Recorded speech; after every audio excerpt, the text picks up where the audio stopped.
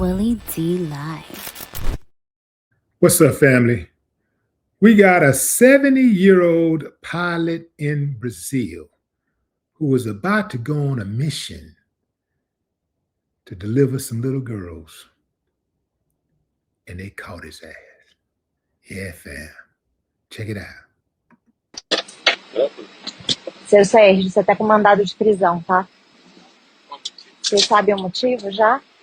Não? A gente tá com mandado, a gente te acompanha lá só para poder liberar aqui, tá bom? Por favor. Obrigada, gente.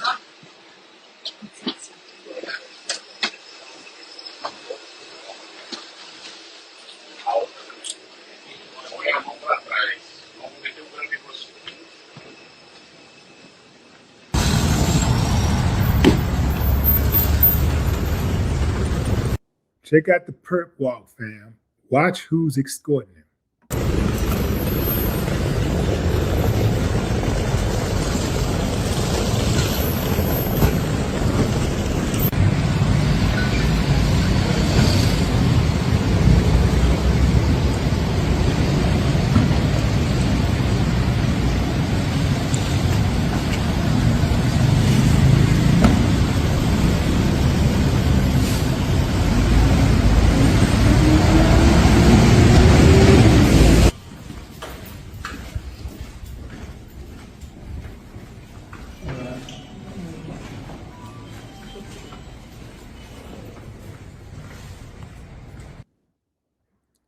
Did y'all see that, fam? Very fitting. Two women escorted his dog. Man, I just have no respect for these type of dudes, man. These are the biggest losers in all of society. You know, this is like gum on the bottom of the shoe, dumpster juice. You know what I'm talking about, fam? I'm talking about straight trash. This child trafficking thing is big, man. It's out of control, and it lets you know that it is not just a U.S. thing. It's not just an American thing. This is a global problem. So I wrote down some practical, real-world ways that parents can reduce the risk of trafficking and exploitation of their children. And here it is, starting with awareness and education. Teach kids what trafficking is in age-appropriate language, including that it can start with manipulation, gifts, or fake opportunities. Make sure they understand that no adult should ask them to keep secrets from you. Explain grooming tactics so they recognize red flags early. Teach body autonomy and the right to say no, even to adults. That's a big one. Open communication. Build a relationship where your child feels safe telling you uncomfortable things. Have regular check-ins about school, friends, online activity, and new people in their life. Avoid overreacting when they share something troubling so they don't shut down the next time. That's big. Know their friends, when possible, their friends as parents. Online activity. Keep devices in common areas, especially for younger kids. Set privacy settings on all social media accounts. Monitor gaming platforms and messaging apps, not just Instagram and TikTok. Teach them never to share personal details like school, name, address, routine, or location. Warn them about strangers offering money, modeling gigs, music deals, travel, or easy cash. Situational awareness. Teach kids to trust their instincts. If something feels off, it probably is. Establish a family safe word that only you and your child know. Practice what to do if someone tries to grab them or lure them. Make sure they know their full name, address, and your phone number by memory. Boundaries and supervision. Know where your child is and who they are with. Be cautious about sleepovers if you don't know the household well. Watch for sudden gifts, expensive items, new phones, or unexplained money. Pay attention to sudden behavior changes, secrecy, or new older friends. Community and documentation. Keep updated photos of your child. Teach them how to ask for help from trusted adults, store employees, or law enforcement. Stay connected with the school staff and community programs. Report suspicious activity immediately to local authorities or the National Human Trafficking Hotline at 1-888-373-7888 in the United States. You know, it's a cold thing that we have to go through this, fam. It's a cold thing to just have to say this. I was actually getting chills. I was getting chills saying this because these kids deserve a chance to live, you know, to be kids and not be so suspicious of everybody and everything. But we learn early on, don't talk to strangers. Just not talking to strangers alone will mitigate a whole bunch of problems. Just don't even give them the time of day. But a lot of these situations have evolved into just straight up snatching people off the streets. It's not even a situation where, you know, they got to try to get them online or get them through school or, you know, catch them in the mall. These kids are sometimes on the streets with their parents, and these uncivilized mutts will jump out of the car and snatch them up. I do believe that the death penalty is warranted in those cases.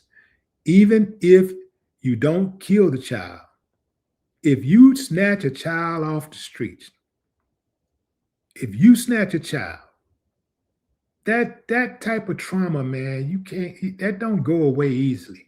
It may never go away. You deserve to get your life snatched from you if you do that. You deserve the death penalty. I think the death penalty should be on the table. If you harm a child, the death penalty should be on the table. In fact, I do believe I saw something just today where China put the death penalty on the table for abusing children. You don't have to kill them. If you abuse a child, they are going to kill you. Yeah, that's what you're looking at. And I think we need to be consistent with that. It shouldn't be based on how much money you got. It shouldn't be based on how, you know, what influence you have. It shouldn't be based on what your skin color is, your gender, your sexual orientation, your religion. Because, you know, Trump will try to give Christians a break. Family, you do this, you get that. You do this, you get that. You do this, you get that. That way, everybody already know what the rules are. You already know what to expect. It's almost like clocking in and you work a certain amount of hours. You know what your check should look like. So you go out there and you commit a crime. You commit a certain crime where you know what your punishment is going to look like. It ain't no, oh man, I might get this, I might. No, you know exactly what your punishment is going to look like. That's the way the law need to be administered. You do this, you get this. You do this, you get that. You know, and I'm primarily talking about felony crimes. You know, I'm talking about the heavy stuff. You know, some of the lighter things, I'm cool with some more. That should be more flexibility. You know, hey man, the dude stole some bologna out the store because he was hungry. Okay, we're not finna we're not finna take away 5 years of a person's life for stealing bologna out the damn store. We're not gonna even take away a year of somebody's life for stealing bologna out the store. But if you love bologna that much, we might have to sit you down for about a week and give you a steady diet of bologna at the county jail. You know what I'm saying? If you love it that much and you're a repeat offender, you know, there should be some more flexibility for that. But otherwise, fam, you know, there has to be a mandate. There should be a mandate. Like right now, and I do believe that's why so many people in America commit crimes, because a lot of people commit crimes based on, you know, on their connections. You know, hey, my daddy is the sheriff, my uncle is a cop, or my such and such own the town.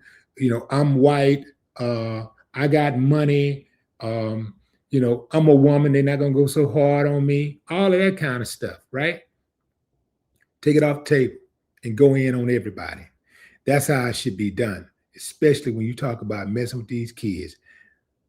Everybody got to go down that's in the network, not just the men who commit these crimes, not just the women who commit these crimes, but everybody involved, everybody, from the pilots to the captains on the boats. If you're on an island, the captains, you know, the gophers, the maids, the janitor, the butler, the landscapers, everybody got to get it. That's how it should go. Nobody should get a pass. Just like with that Diddy case. They didn't do nothing to deter people from that type of activity because they only went after Diddy. Look at all of those people that got off, that was not held accountable, who participated, who enabled Diddy. Look at all of those people.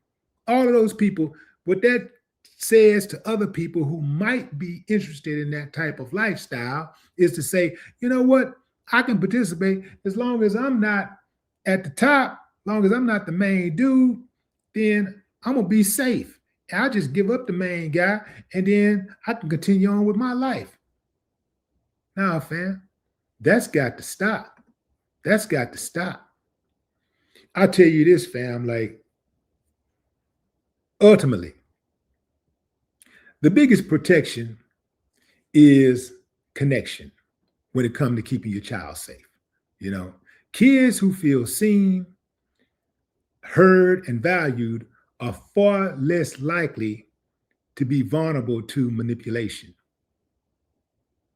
The biggest protection is connection. Know your child. No more talk.